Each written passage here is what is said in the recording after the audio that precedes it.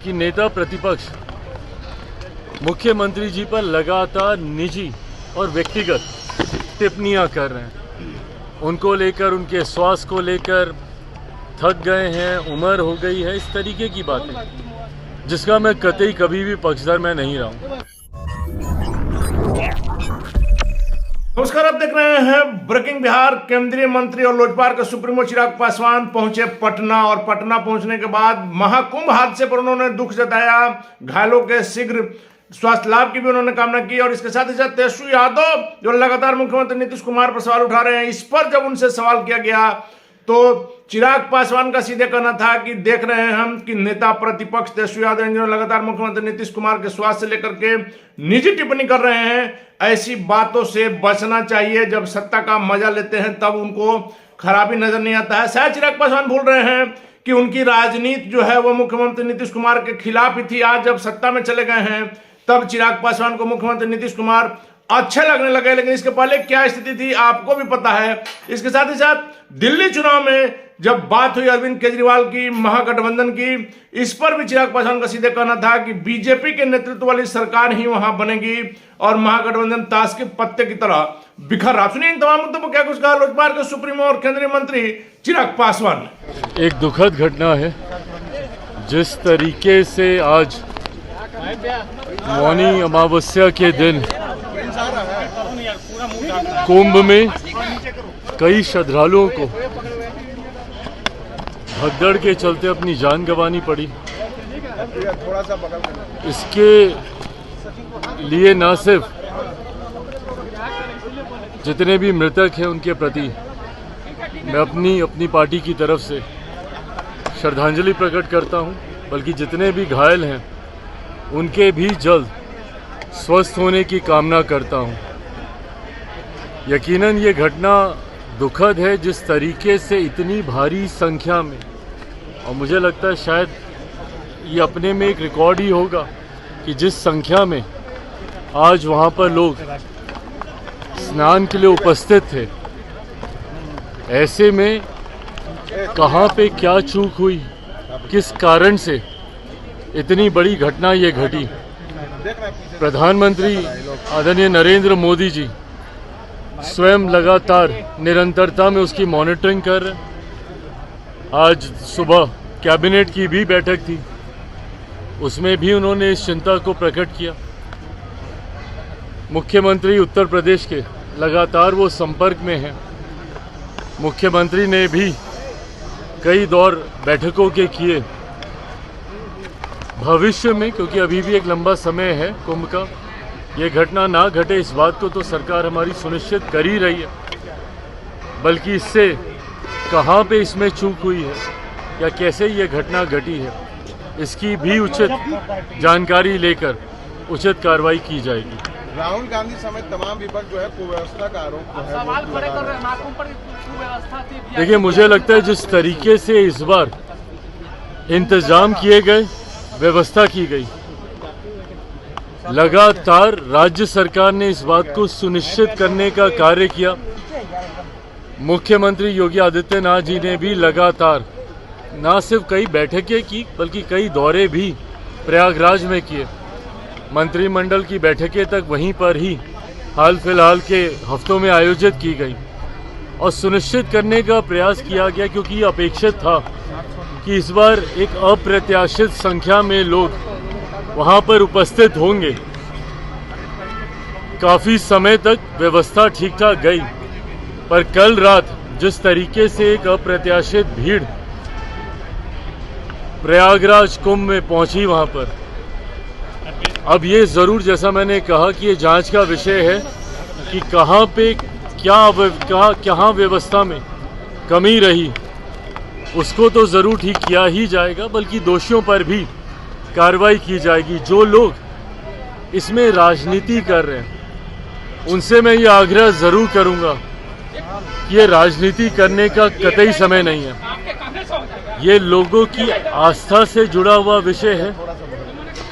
श्रद्धालुओं ने जो वहां पर आए, जिन्होंने अपनी जान इसमें गंवाई, उनके प्रति संवेदना रखने का ये समय है। जो लोग व्यवस्था पर सवाल उठा रहे हैं, अगर उनके पास इसकी कोई सटीक जानकारी है तो ज़रूर सरकार के समक्ष रखें।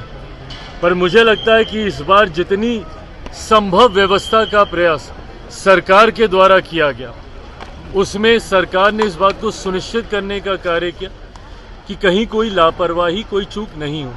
उसके बाद भी अगर ऐसी घटना घटी है तो सरकार पूरी जिम्मेदारी से इसकी जांच करवाकर दोषियों पर कार्रवाई जरूर करेगी। तेजस्वी यादव लगातार मुख्यमंत्री नीतीश कुमार के ऊपर हमलावर है, कह रहे थक गए हैं, जो अधिकारी है वो सुन नहीं रहे हैं, अपराधियों की संख्या लगातार बढ़ रहे हैं। देखिए, दिक्कत ये है कि नेता प्रतिपक्ष मुख्यमंत्री जी पर लगातार निजी और व्यक्तिगत टिप्पणियां कर रहे हैं। उनको लेकर, उनके स्वास्थ्य को लेकर, थक गए हैं, उम्र हो गई है, इस तरीके की बातें, जिसका मैं कतई कभी भी पक्षधर मैं नहीं रहा हूं।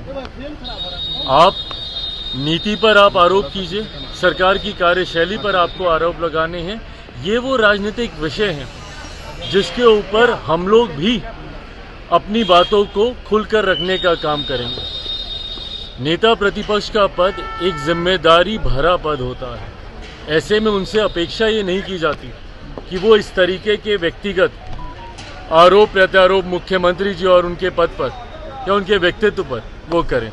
अगर वो किसी नीतिगत विषय को लेकर अगर वो टिप्पणी करते हैं तो ज़रूर हम लोग भी उसका जवाब देंगे। पर इस तरीके के आरोप, चुनावी वर्ष है, जनता भी देख रही है। ये वही मुख्यमंत्री हैं जिनका समय समय पर आपने साथ लेना अपने राजनीतिक लाभ के लिए आपने ज़रूरी समझा, और आज उन्हीं पर क्योंकि वो आपके दूसरे गठबंधन के, आपके सामने वाले गठबंधन को अपनी उपस्थिति से मजबूती देने का कार्य करा। और ये बात नेता प्रतिपक्ष भी अच्छी तरीके से जानते हैं कि आज एनडीए गठबंधन एक विनिंग कॉम्बिनेशन के साथ आगे बढ़ने का काम कर रहा है। उपचुनाव में हम लोगों ने इस बात को प्रमाणित भी करके दिखाया। उपचुनाव में जहां एनडीए के तमाम प्रत्याशियों का 100% स्ट्राइक रेट रहा, इस बात की घबराहट यकीनन विपक्ष में है। अब कितने महीने रह गए हैं, दिल्ली में अभी चुनाव समाप्त हो जाएगा 10 दिन के भीतर। उसके बाद पूरा ध्यान सबका केंद्रित रहेगा बिहार के चुनाव को लेकर।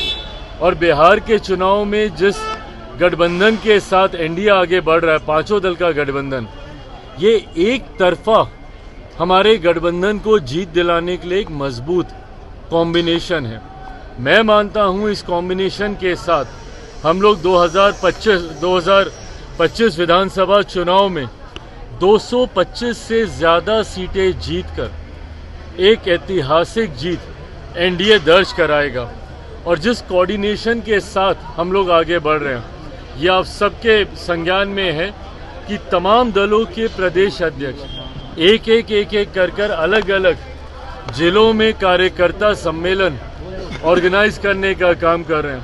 हमारे प्रदेश अध्यक्ष राजू तिवारी जी यहाँ पर मौजूद हैं, भाजपा के हों, जदयू के हों, कुशवाहा जी की पार्टी के हों, मांझी जी की पार्टी के हों, तमाम प्रदेश अध्यक्ष एक साथ अपने कार्यक्रम अलग अलग जिले में करने का कार्य कर रहे हैं। इसका लक्ष्य यही है कि ये गठबंधन को हम लोग बूथ स्तर तक लेकर जाएं, और इसका हम लोगों को रिजल्ट भी देखने को मिल रहा है। ये गठबंधन ना सिर्फ प्रदेश स्तर पर, ना सिर्फ नेताओं के स्तर पर एक नई मजबूती के साथ आगे बढ़ रहा है, बल्कि जिला में भी आप देखिएगा जिस तरीके से बैठकें हो रही हैं, दही चूड़ा के बाद इस कार्यक्रम की शुरुआत की गई, ये अपने में दर्शा रहा है कि बूथ लेवल तक हम लोगों का गठबंधन मजबूती से आगे बढ़ रहा है और एक ऐतिहासिक जीत की ओर हम लोग अग्रसर हो रहे हैं। दिल्ली में क्या होने वाले हैं, क्योंकि अरविंद केजरीवाल के ऊपर अब राहुल गांधी ने बयान देना शुरू कर दिया है। अब बताइए, ये है इन लोगों का गठबंधन। बिहार से ही शुरू किया था इन लोगों ने। इंडी अलायंस बड़ी बड़ी बातें ये लोग करते थे, और एक एक करके ताश के पत्तों की तरह ये गठबंधन टूटने लगा, एक एक करके तमाम घटक दल, क्योंकि ये महत्वाकांक्षी नेताओं का ये गठबंधन है। यहाँ पर हर नेता इस गठबंधन का एक दूसरे के सर पर पांव रखकर आगे निकलने का प्रयास करता है। इस गठबंधन में मुख्यमंत्री जी भी थे हमारे, पर किस तरीके से गठबंधन में नेता एक दूसरे को साइडलाइन करते हैं, इस बात का अनुभव उन्होंने भी किया। इस बात का अनुभव तमाम घटक दलों को होने लगा। ममता बनर्जी जी ने पहले ही गठबंधन से दूरी बनानी शुरू कर दी थी और दिल्ली इस गठबंधन के टूटने का सबसे खूबसूरत उदाहरण है। जहां पर आम आदमी पार्टी अलग चुनाव लड़ रही है तो कांग्रेस अलग चुनाव लड़ रही है, तो समाजवादी पार्टी आम आदमी पार्टी का समर्थन कर रही है, तो टीएमसी आम आदमी पार्टी का समर्थन कर रही है।